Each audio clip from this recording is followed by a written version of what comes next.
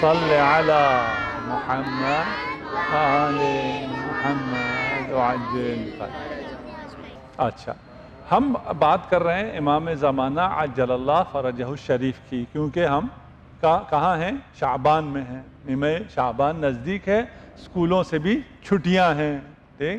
تو عید کے دنوں میں چھٹیاں ہونی چاہیے تھی، ہمیں چھٹیاں مل گئی ہیں، ہمیں اس چھٹیوں کو بھی سیلیبریٹ کرنا چاہیے اور نیمہ شعبان کو بھی۔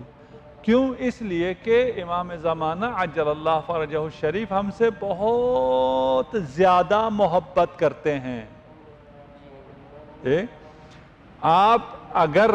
آپ تو سارے بچے ہیں، معصوم ہیں، اگر کوئی غلطی کرتا ہے، گناہ کرتا ہے، تو امام آنسو بہاتے ہیں کہ اس کو کیا ہو گیا، یہ کیوں ایسا ہو رہا ہے، یہ کیوں اچھا نہیں ہو رہا۔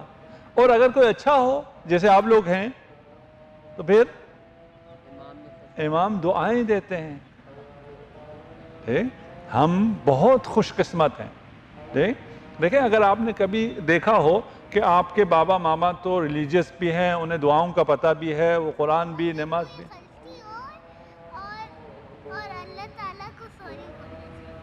ہاں، اگر غلطی ہو تو اللہ تعالیٰ کو سوری بولنا چاہیے، بالکل صحیح ہے، اور توبہ کرنی چاہیے۔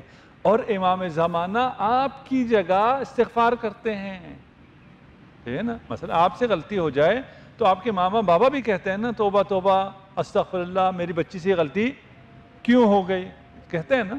اسی طرح امام زمانہ بھی آپ کے باپ ہیں، آپ کے دوست ہیں، آپ کے رفیق ہیں، آپ کے ہمیشہ ساتھ ہیں، آپ سے مطلع ہیں، ان سے آپ جو کچھ کرتے ہیں۔ کبھی کبھار ہوتا ہے نا، آپ آپس میں آپ کے ہم دونوں تو اکیلے ہیں، کسی کو سنائی نہیں دے رہا، ٹھیک ہے، کچھ باتیں ایسی کر لیتے ہیں ہم لوگ کہ یہ تو ہم آپس میں بات کر رہے ہیں، ٹھیک۔ اگر کسی کو سنائی دے رہا ہو تو پھر وہ بات نہیں کرتے، لیکن وہ امام زمانہ تو سن رہے ہیں، ٹھیک ہے، انہیں تو پتہ چلتا ہے، ٹھیک۔ وہ ہمارے دوست بھی ہیں، وہ ہمارے باپ بھی ہیں، وہ ہم پر شفیق بھی ہیں، تو ہمیں یہ بات ہمیشہ خیال رکھنی چاہیے۔ ایک تو جو سب سے بڑی دعا آپ کی ہونی چاہیے وہ کیا ہے؟ کہ امام کا ظہور ہو جائے، ٹھیک۔ مثلا اگر آپ کے بابا کہیں باہر گئے ہوئے ہیں، کام پہ گئے ہوئے ہیں، کسی کانفرنس پہ گئے ہیں، کمانے کے لیے گئے ہوئے ہیں، تو آپ کو چیزیں بھی ساری بھجوا رہے ہیں، لیکن آپ کو پھر بھی کیا چاہیے ہوتا ہے؟ وہ خود آ جائیں، ٹھیک ہے نا۔ ہمیں چیزیں بھیجیں نہ بھیجیں، چیزوں سے ہمیں کوئی زیادہ نہیں، چیز سے بھی خوشی ہوتی ہے، ٹھیک ہے، لیکن جب خود آ جائیں، ٹھیک ہے نا۔ تو ہماری بھی اصل تمنا کیا ہے کہ امام علیہ السلام خود آ جائیں، ٹھیک۔ اور اس دعا کو آپ کو کرنی چاہیے کہ ہمیں خدا اتنی زندگی دے، اتنا علم دے، اتنا ایمان دے، اتنا نور دے، اتنی معرفت دے کہ ہم اس زمانے کو، امام کے ظہور کے زمانے کو درک کر سکیں، یعنی ہم اس زمانے میں ہوں اور امام کے ساتھیوں میں بھی ہوں، اعوان و انصار امام میں بھی ہوں، ٹھیک ہے نا۔ صرف اس زمانے میں ہوں لیکن امام کے ساتھیوں میں نہ ہوں، اس کا بھی کوئی فائدہ نہیں ہے، ٹھیک۔ جب امام کا ظہور ہوگا تو جانتے ہیں کیا ہوگا؟ امام ظہور کریں گے، دنیا میں غربت نہیں ہوگی، کوئی زیادہ رچ یا پور نہیں ہوگا، سب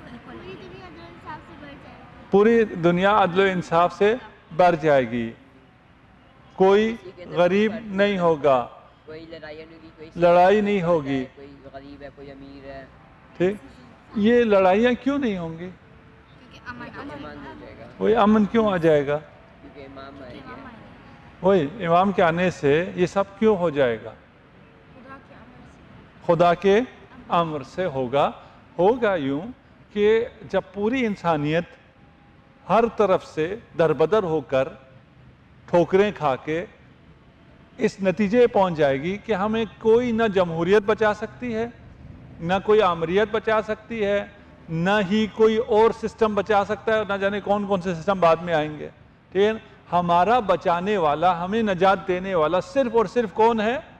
امام مہدی علیہ السلام ہے، اور اس پہ تمام لوگوں کا اعتقاد ہے، تمام مسلمانوں کا اعتقاد ہے، صرف شیعہ نہیں مانتے امام مہدی کو، یہ پتہ ہے نا آپ کو، ٹھیک ہے، سارے مسلمان مانتے ہیں، ٹھیک۔ کہ امام مہدی آئیں گے اور امام مہدی سب کو نجات دلائیں گے۔ اچھا، اب اس سے پہلے کا ہے کہ امام نے ظہور فرمایا ہے، کاش ہم اس لحظے کو ہم بھی درک کر سکیں، وہاں ہم بھی سامنے کھڑے ہوں، امام ہوں ایک طرف اور ایک طرف کون ہیں؟ شیعہ ہیں، امام کے محبین ہیں، امام کے ناصرین ہیں، امام کے منتظرین ہیں، امام کو چاہنے والے ہیں، وہ سب کھڑے ہیں، امام کو دیکھ رہے ہیں، امام کھڑے ہیں، امام کچھ بولنا چاہتے ہیں لیکن بول نہیں سکیں گے، وہ تھوڑا سا رک جائیں گے اور ایک ایک کر کے سارے شیعوں کی آنکھوں میں دیکھیں گے، سارے منتظر ایک زمانہ انتظار کیا ہے کہ امام ظہور فرمائیں۔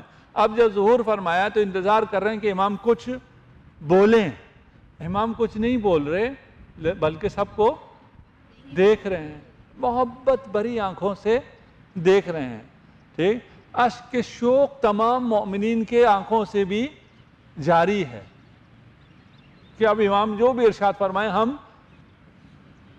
دل و جان سے اس کو سن لیں، ٹھیک نا؟ ابھی بھی سننا چاہیے نا، امام کی باتیں ابھی بھی ہمارے درمیان موجود ہیں، امام نے جو حکم دیا وہ بھی ابھی بھی ہمارے درمیان باقی ہے، ابھی بھی ہمیں اسی طرح سننا چاہیے۔ وہاں امام گفتگو نہیں کریں گے بلکہ امام گریہ کرنا شروع کر دیں گے۔